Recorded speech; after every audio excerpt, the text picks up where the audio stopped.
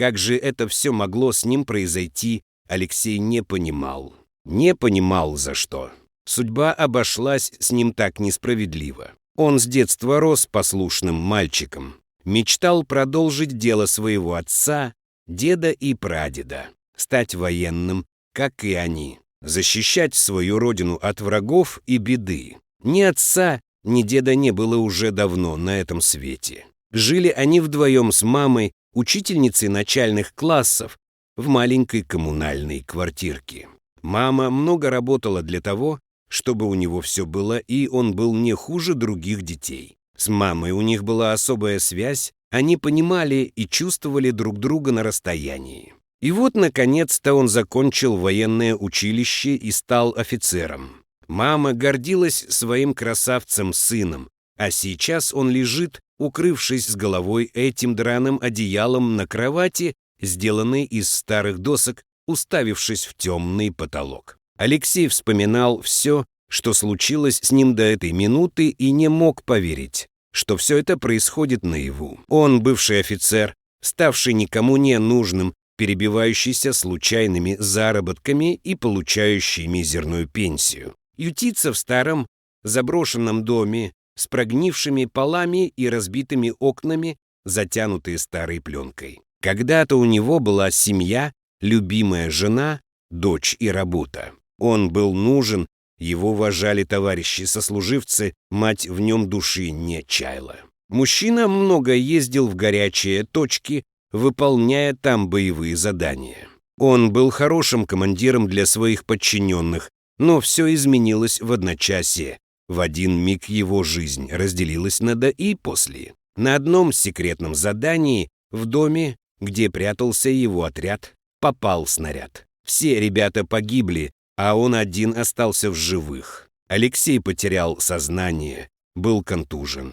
В этот момент начался пожар, который сильно изуродовал его лицо и тело. Когда его нашли, то подумали, что он мертв. Срочно сообщили родным. Мать не выдержала такого удара и скончалась от инфаркта через несколько дней. Она даже не узнала, что ее сын жив, но стал практически неузнаваем. Алексей всегда чувствовал, что жена его никогда не любила и вышла за него потому, что он мог обеспечить ей безбедную жизнь. И вот сейчас, в трудную для него минуту, он в этом убедился. Достоверно мужчина заметил, как она брезгливо убрала свою руку, когда он хотел дотронуться до нее своей ладонью. Ему сейчас так нужна была поддержка близкого человека. Супруга старалась не смотреть на него и стала прятать дочь, боясь, что она испугается отца. Настал момент, когда жена просто исчезла из его жизни без всяких объяснений. После того, как его выписали из больницы, он приходил к своему дому и издалека наблюдал за женой и дочкой. Хоть так, но он был как будто рядом с ними. В один из дней Алексей увидел, как его жена вошла в подъезд с солидным мужчиной и огромным букетом роз. Она была счастлива. Все время смеялась и поправляла прическу. С тех пор мужчина перестал приходить к дому. Больше у него не было семьи. Его семья начала новую жизнь без него. В ней не было места для такого урода, как он. Алексей сел в электричку и поехал, куда глаза глядят. Вышел на первой попавшейся станции и побрел по тропинке, уходившей в небольшой лес. Так он добрел до одного небольшого поселка, на окраине которого увидел заброшенный дом с заколоченными окнами. Этот дом и стал его временным убежищем.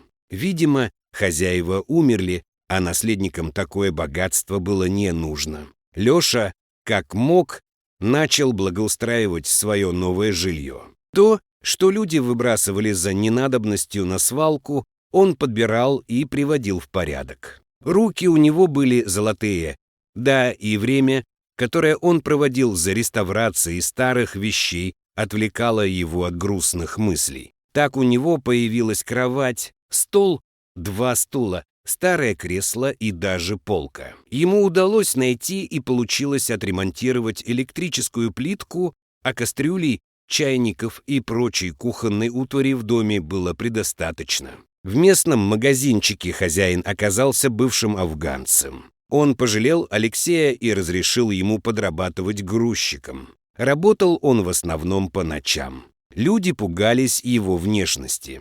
Как-то в один из дней прибыла большая партия товара. Пришлось Алексею работать днем с пьяным напарником Ванькой, который с утра уже лыком не вязал. В углу в подсобке валялся пыльный мешок, который принес с утром и бросил Ванька. Мешок периодически шевелился и скулил. «Да что у тебя там?» — спросил Алексей и пошел в угол. «Щенок там один, буду ему сегодня «Титаник» устраивать». «В смысле, утопить собираешься?» Глаза Алексея округлились. «Да, самка наша, хаски, нагуляла его от волка, все лето в лес бегала зараза такая. Вот и принесла подарочек. Хорошо хоть одного, а не целый выводок». И Ванька злобно сплюнул прямо на пол рядом с мешком. «Ты кто такой?» — спросил его Алексей. «Ты, гадина. Кто? Господь? Что ли, чтобы решать, кому жить, а кому умирать? Да ты знаешь, что такое жизнь, и какая она хрупкая и тонкая, как паутинка на ветру, только что была, и вот ее уже нет. Да кто тебе дал право отнимать жизнью живой души?» Он схватил Ваньку за грудки и прижал к стене, а тот только трепыхался, как осенний лист. В сильных руках Алексея и хватал открытым ртом воздух. Так у Алексея появился свой щенок невероятной красоты с небесно-голубыми глазами. В старом доме они вместе стали делить небольшой продовольственный запас, дошатающую кровать и старое одеяло. Так эти две одинокие души нашли друг друга. С первой же минуты знакомства между ними протянулась невидимая нить. Они прекрасно понимали друг друга. Щенок, малыш, так назвал его Алексей, хорошо чувствовал настроение своего хозяина и отлично выполнял его команды. Рос он довольно быстро и набирал вес. У Алексея появился смысл в жизни. На свете появилось живое существо, которое беззаветно его любило, несмотря ни на что. Несмотря на его страшную внешность и убогое жилище, скудную пенсию и такой же заработок. В их старом, заброшенном доме царила любовь, дружба и душевное тепло, так необходимое всему живому в нашем жестоком мире. Только одно удивляло Алексея. Каждый вечер щенок что-то вынюхивал в дальнем углу большой комнаты, в которой они жили. Животному казалось, что в этом углу было что-то спрятано. Под полом малыш чувствовал тепло.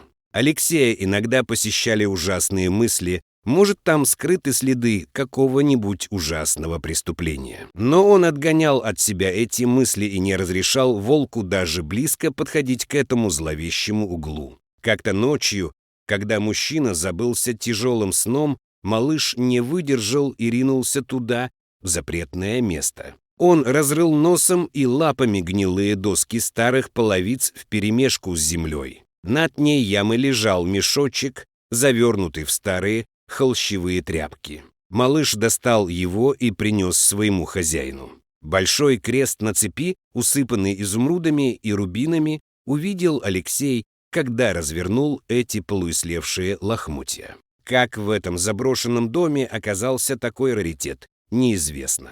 Спустя какое-то время в небольшом городке на берегу Черного моря появился очень привлекательный мужчина. Высокий, стройный, с проседью в темных волосах. С ним был великолепный красавец-пес неизвестной породы с голубыми глазами. Утром и вечером, когда было не так жарко, эта загадочная парочка ходила на море. Они долго плавали и резвились в прохладной воде. Днем их можно было увидеть на рынке, куда они отправлялись за свежими овощами и фруктами, мясом и рыбой. Видно было, что они себе ни в чем не отказывали. Они гуляли повсюду, в сквере среди клумб с роскошными розами и на набережной среди отдыхающих, или просто сидели во дворе дома под огромным каштаном. Алексею пришлось пережить несколько операций, а малыш преданно его ждал, живя у хозяина магазинчика, того самого, в котором Алексей нашел своего друга на полу в мешке. Между операциями Алексей подыскивал место, где бы они с собакой могли поселиться навсегда, оформлял покупку и документы на домик у берега Черного моря.